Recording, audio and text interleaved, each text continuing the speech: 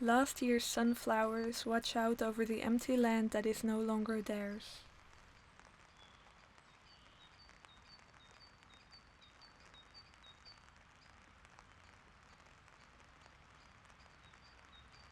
In their blackened, rotten skin, they appear to me as fallen angels.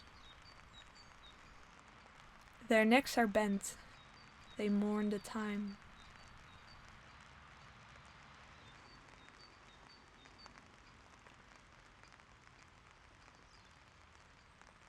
They remember the warmth of their Creator, heavenly, increasingly undisturbed as they grew taller than everybody else. So tall and bright, they gazed at her, tried to reach her, they almost were her.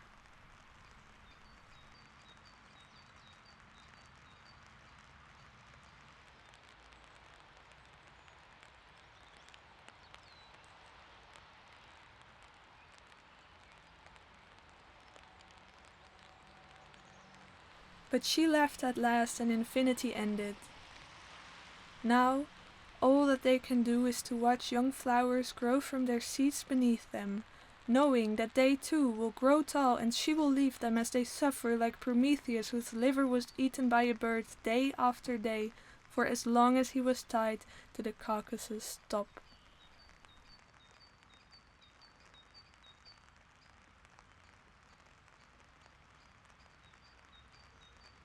And they will ponder this as they wait for their inevitable fall.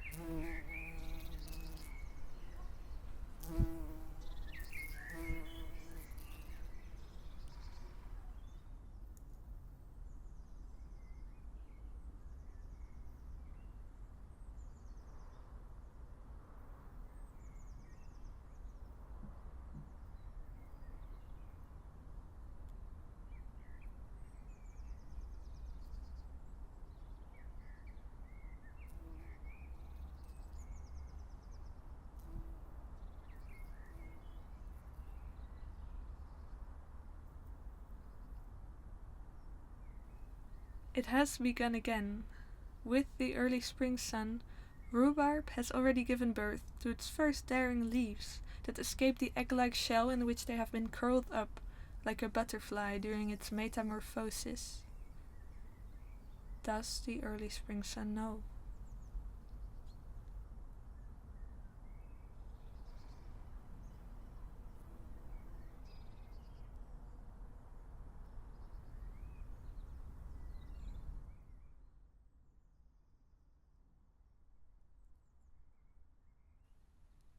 It has begun again. With the early spring rhubarb, the first small insects have left the dark soil or the eggs that their mother laid a long time ago. And they have found shelter under the sour leaves. Does the newborn rhubarb know?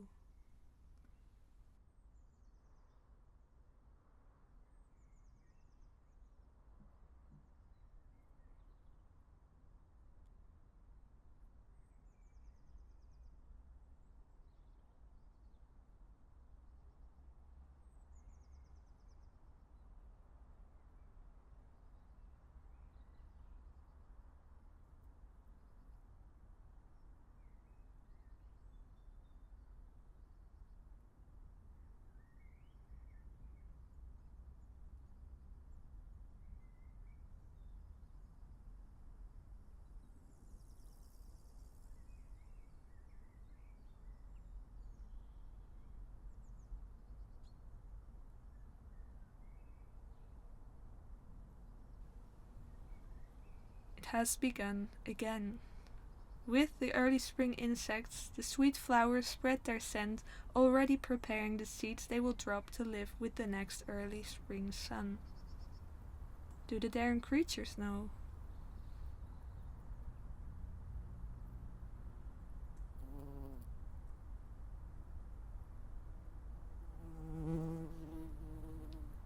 It has begun again, and I impatiently wait for the rhubarb to grow, but I dread the longest day, for I know then rhubarb will be too sour for my organs to digest. Perhaps I love merely the promise, for once it has begun, I know it will end, but it will begin again.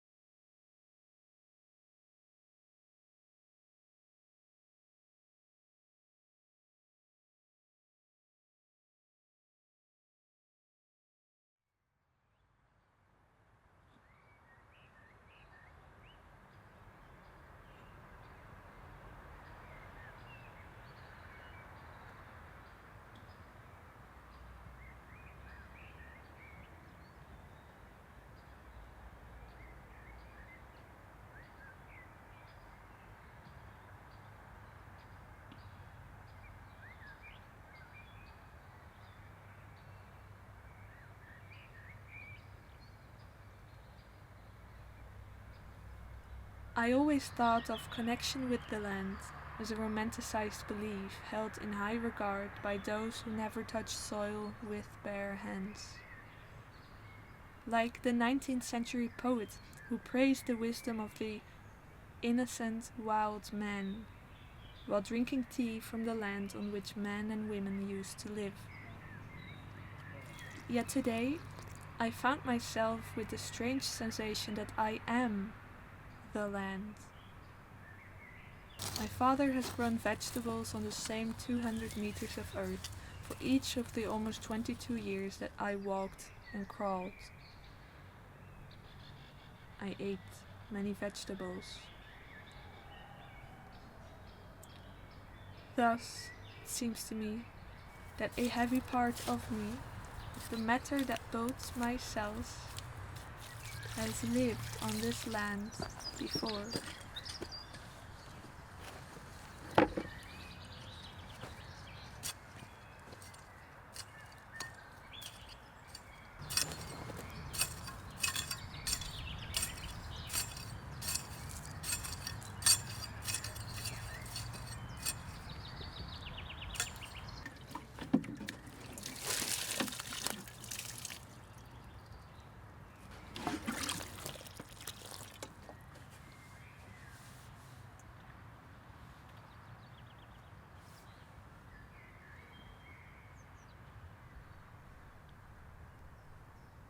And every time I leave, I have not stayed long enough. I know that plants grow slow, but the garden grows faster than I. What passes now will not be back before the next year, and it will never be the same.